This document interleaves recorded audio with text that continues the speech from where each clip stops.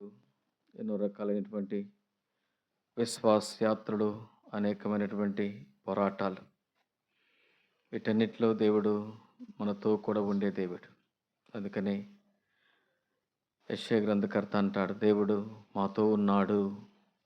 అదే కాలం దేవుడు తన ప్రజలతో ఉండేదాని కొరకే ఆయన ఈ లోకానికి వచ్చాడు. అందుకని అంటాడు, నేను వారిలో సంచరింతును, నేను వారికి దేవుడినయ్యుందును, వారు నాకు ప్రజలు. ఎలాగున దేవాతి దేవుడు పరలోక వైభవాన్ని విడిచిపెట్టి, పరిశుద్ధమైనటువంటి స్థలాన్ని విడిచిపెట్టి, ఆరాధించేటువంటి పరలోక రాజ్యము, కోట్ల కొలది దూతలతో 24 పెద్దలు 4 జీవులతో నిత్యం ఆరాధించబడుతున్నటువంటి దేవుడు భూమి మీద మనస్తుతి ఆరాధన కూడా ఆయన ఇష్టపడి ఆయన ఆత్మస్వరూపిగా మన మధ్యకు వచ్చాడు. అందుకని ఇంతవరకు పాటలు పాడుతున్నామంటే, అందుకని నేను పాటలు అందరూ కలిసి పాడదాము, పాటల బుక్ తీసుకుని అందరం కలిసి పాడదామంటే, దేవాతి దేవుణ్ణి ఆయన్ను ఆత్మస్వరూపిగా మన మధ్యకు ఆయన్ను ఆహ్వానిస్తున్నా. ప్రభువా మా మధ్యకు రా, మా మధ్యకు రా, మా ఆరాధన మా ప్రాణమా అంగీకరించు అని దేవుని యొక్క సింహాసనము మన మధ్య ఉంది. గుర్తుపెట్టుకోవాలి. ఇక్కడ మనకు కనపడేది బయట మనుషులే కనపడతారు, ప్రక్కన ఆయన ఆ యొక్క వారే కనపడతారు ఈ నేత్రాలకు.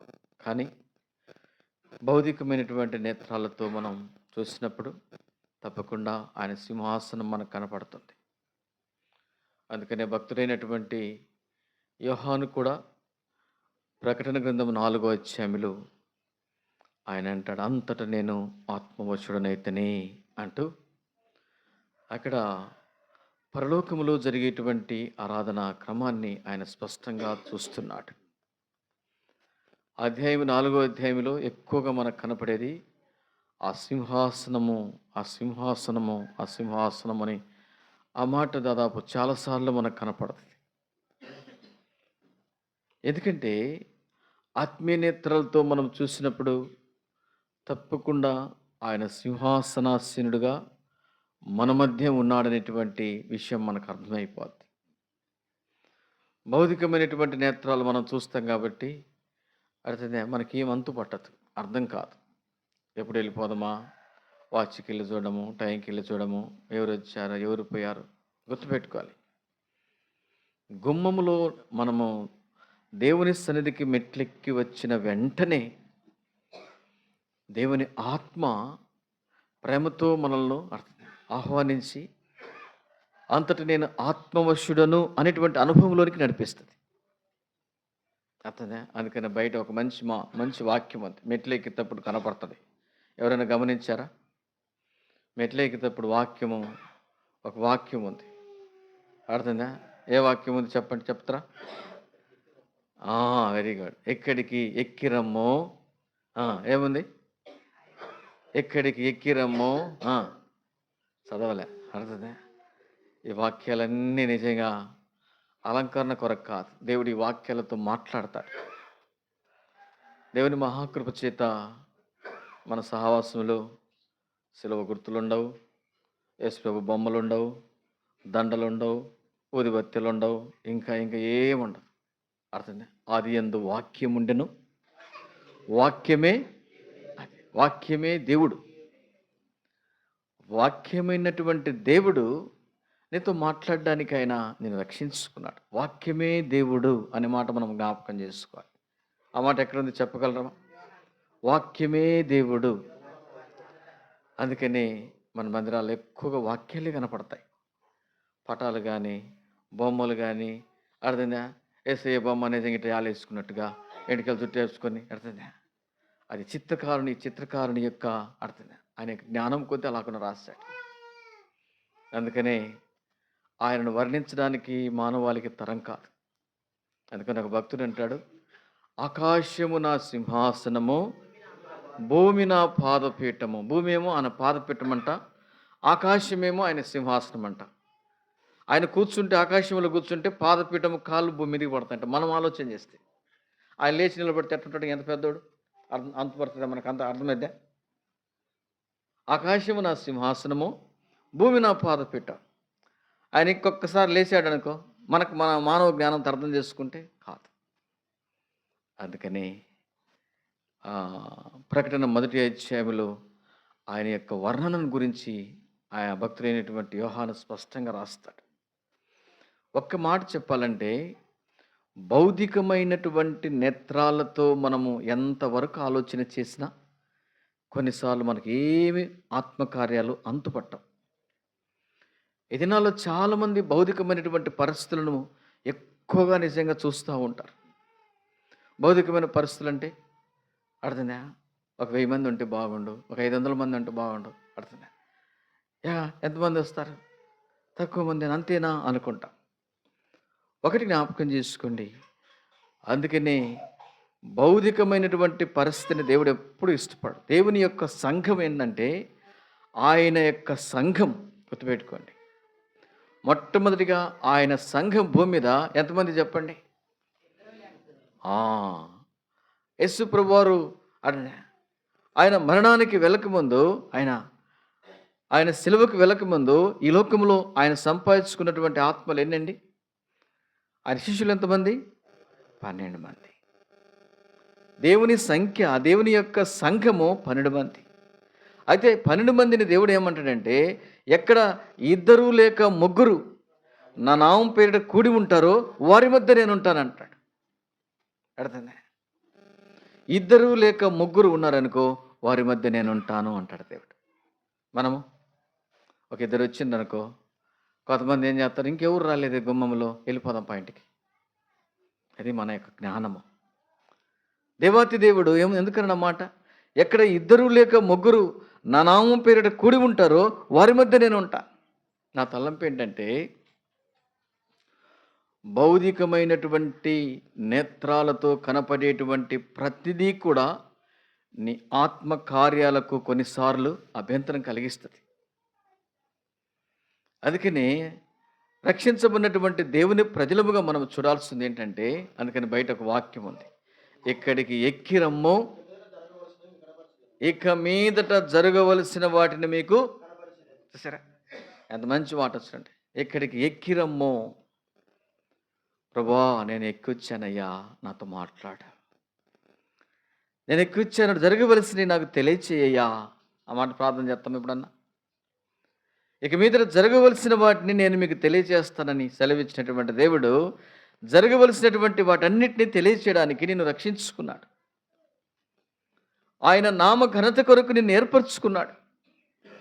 ఆయన మహిమ నీ ద్వారా భూమి మీదకి రావాలని ఆయన నిన్ను లోకము నుండి ప్రత్యేకపరుచుకున్నాడు. అయితే ఒకటి జ్ఞాపకం చేసుకోవాలి, ఆయన సింహాసనము మన మధ్య ఉంది. ఆయన సింహాసనం ఎదుట మనము సాగిలపడుతున్నాము, ఆయన సింహాసనం ఎదుట మనం సాగిలపడుచున్నాము అనేటువంటి సత్యాన్ని మనం గ్రహించినప్పుడు నిజంగా మనం ఆరాధన చేస్తాం. మనం అంతేగాని భౌతిక నేత్రాలు మనం చూసినప్పుడు ఏమొస్తాయి? నేర్చుకున్న ఆరాధన వస్తుంది. నేర్చుకున్న ఆరాధన అంటే పాత ఆరాధనే, పాత మాటలే. ఆయన సింహాసనం ఉన్నప్పుడు, ఓ దేవా సింహాసనాసీనుడిగా మా ముందున్నావు తండ్రి, మాతో ఉన్నావు, నాతో ఉన్నావు, నీ సన్నిధికి నన్ను తీసుకొచ్చావు అని నిజంగా వచ్చేటువంటి ఆరాధన ఎంతో గొప్పది.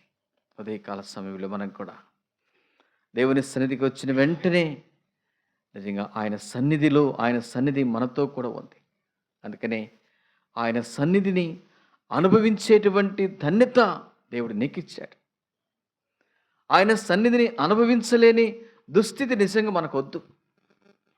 ఆయన సన్నిధిని అనుభవించలేకుండా ఖాళీ హృదయాలతో వెళ్ళడము, వట్టి చేతులతో వెళ్ళడం కాదు, కానీ ఆయన సన్నిధి. అందుకని భక్తుడైన దావీదు అంటాడు, నా సన్నిధిలోనే మీకు సంపూర్ణమైనటువంటి సంతోషం ఉంది.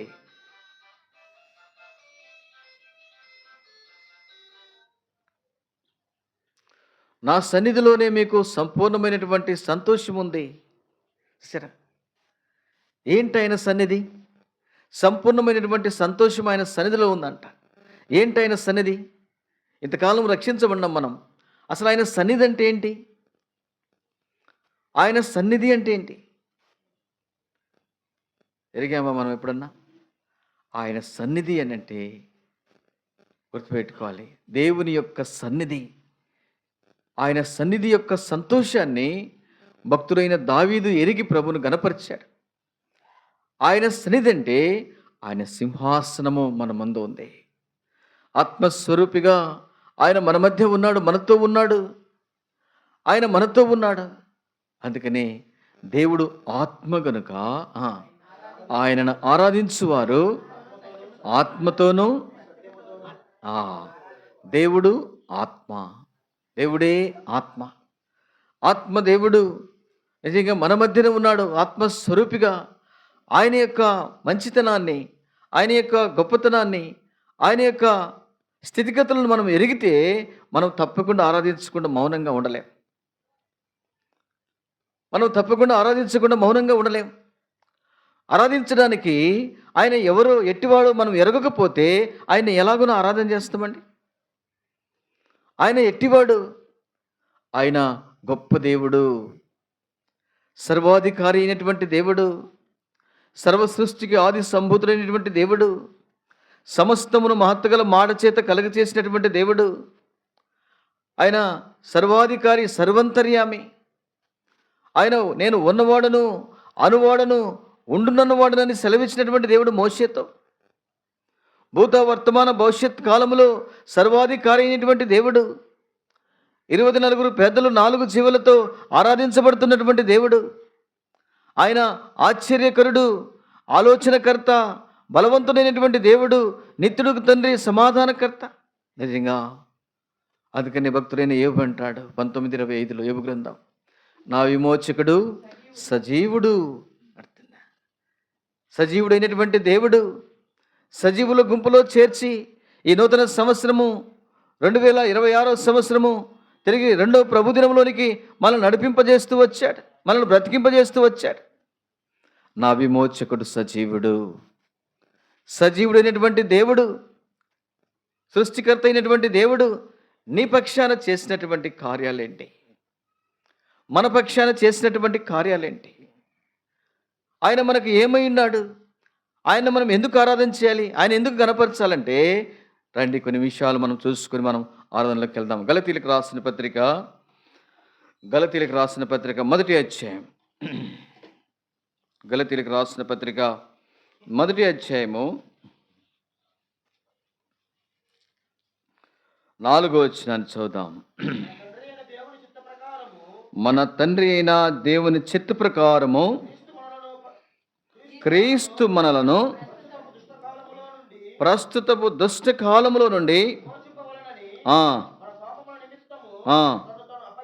అది క్రీస్తు మనలను ప్రస్తుతపు దుష్ట కాలము నుండి విమోచింపవలనని మన పాపముల నిమిత్తము తను తాను అప్పగించుకునేను. దేవాతి దేవుడు మన పక్షాన చేసిన మొదటి కార్యం ఏంటంటే దుష్టకాలము నుండి మనల్ని విమోచించాడు. దుష్టకాలము నుంచి, అందుకనే ఇది చెడు కాలము అన్నమాట. దుష్టకాలము నుండి దేవుడు మనల్ని విడుదల చేశాడు, విమోచించాడు. అంత మాత్రమే కాదు కానీ దేవుడు నిజంగా ఏం చేశాడంటే అక్కడే గలతీలకు రాసిన పత్రిక 3వ అధ్యాయం 14వ వచనం చివరి భాగంలో చూడండి అన్నమాట. క్రీస్తు మన కోసము శాపమై మనలను ధర్మశాస్త్రం యొక్క శాపము నుండి, మొదటిగా ప్రస్తుతపు దుష్టకాలము నుండి విమోచించాడు.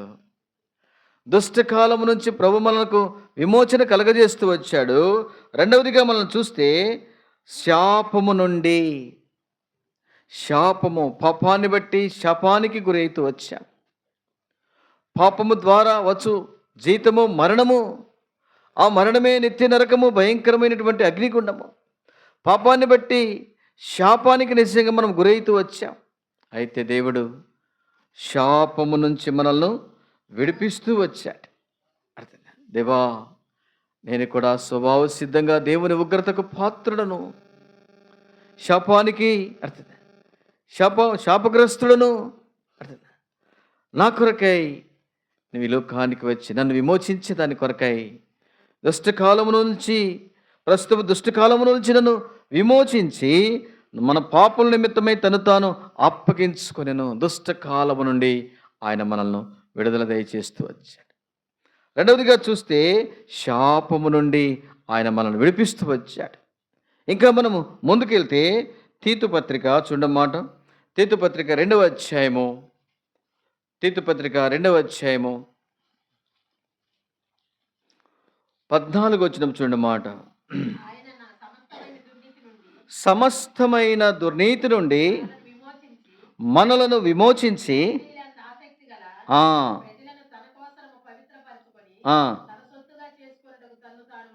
మూడవదిగా ఆయన మన పక్షాన చేసిన కార్యం ఏంటంటే ఆయన సమస్తమైన దుర్నీతి నుండి మనలను విమోచించి దుష్టకాలము నుండి విమోచన కలగచేస్తూ వచ్చాడు. శాపము నుండి విడుదల కలగచేస్తూ వచ్చాడు. సమస్త దుర్నీతి నుంచి మనల్ని విమోచించి సత్క్రియలయందు ఆసక్తి గల ప్రజలను చూసారా, సత్క్రియలు చేయడానికి ఆసక్తి చూపించేటువంటి ప్రజల గుంపులోనికి నిన్ను తీసుకొచ్చాడు. ఇది దాని అర్థం. సత్క్రియలయందు ఆసక్తి గల ప్రజలు. ఒకప్పుడైతే సత్క్రియలు చేయడానికి మనం ఎంతో దూరంగా ఉంటూ వచ్చాం.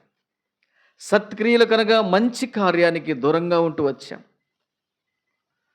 అయితే దేవుడు మనల్ని ప్రేమించి మన కొరకు తను తాను అప్పగించుకున్న ద్వారా ఆయన మన పక్షాన చేసినటువంటి మనకు చేసినటువంటి కార్యం ఏంటంటే సత్క్రియలయందు ఆసక్తి. దేవుని సన్నిధికి వెళ్ళాలి, దేవుని ఆరాధించాలి, దేవుని ఘనపరచాలి, దేవుని మహింపరచాలి, ప్రభువులో పాలు పొందాలి, ఆయన ఆరాధించాలి, ఆయన కార్యాలు చేయాలి, ఆయన మందిరానికి వెళ్ళాలి. ఇవన్నీ సత్క్రియలయందు ఆసక్తి కలిగినటువంటి ప్రజల గుంపులోనికి నిన్ను తీసుకొచ్చాడు. దీన్ని బట్టి ప్రభువుని మనం ఆరాధన చేయాలి. సత్క్రియలయందు ఆసక్తి కలిగినటువంటి ప్రజలను ఏం చేశాడంట? తన కోసరము పవిత్రపరుచుకొని తన సొత్తుగా చేసుకున్నటకు అందుకొరకు ఆయన మన కొరకు తను తాను అప్పగించుకుంటూ వచ్చాడు. ఇది ఆయన చేసినటువంటి 3వ కార్యం. మొదటిగా ప్రస్తుతం దుష్టకాలం నుండి విమోచించాడు. రెండవదిగా శాపము నుండి ఆయన మనల్ని విమోచించాడు. మూడవదిగా మనం చూస్తే సమస్త దుర్నీతి నుంచి విమోచించి సత్క్రియలందు ఆసక్తి గల ప్రజలను తన కోసము పవిత్రపరుచుకొని తన సొత్తుగా చేసుకున్నటకు తను తాను మన కొరకు అర్పించుకున్నాను. అలాగే నాలుగవదిగా మనం చూస్తే ఎఫెసీయులకు రాసిన పత్రిక 6వ అధ్యాయము, ఎఫెసీయులకు రాసిన పత్రిక 6వ అధ్యాయము, ఎఫెసీయులకు రాసిన పత్రిక 6వ అధ్యాయం అనుకుంటా, 6వ అధ్యాయము 12వ వచనం ఒకసారి చూడండి. ఏలైనగా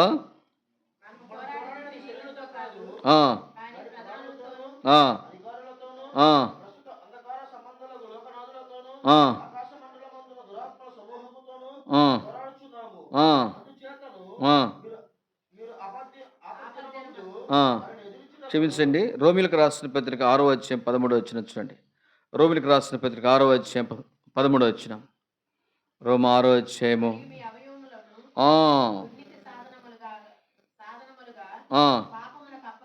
12వ వచనం. కాబట్టి శరీర దురాశలకు లోబడినట్లుగా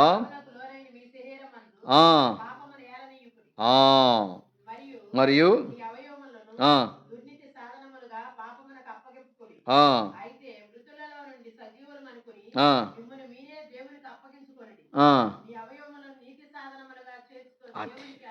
నాలుగవదిగా దేవుడు మన పక్షాన చేసినటువంటి కార్యం ఏంటంటే మన అవయవాలు ఒకప్పుడు దుర్నీతి సాధనాలుగా ఉన్నటువంటి మన అవయవాలను దేవుడు ఏం చేశాడంట? నీతి సాధనాలుగా చేస్తూ వచ్చాడు. దుర్నీతికి పరిగెత్తేటువంటి అవయవాలను దేవుడు కనికరించి రక్షించి విమోచించి ఏం చేశాడంట? నీతి సాధనాలుగా చేస్తూ వచ్చాడు. దీన్ని బట్టి ప్రభువును మనం ఆరాధన చేయాలి. ఉదయకాల సమయంలో ప్రభు మనల్ని ప్రేమించి రక్షించుకొని మన కొరకు తను తాను అప్పగించుకుంటూ వచ్చాడు.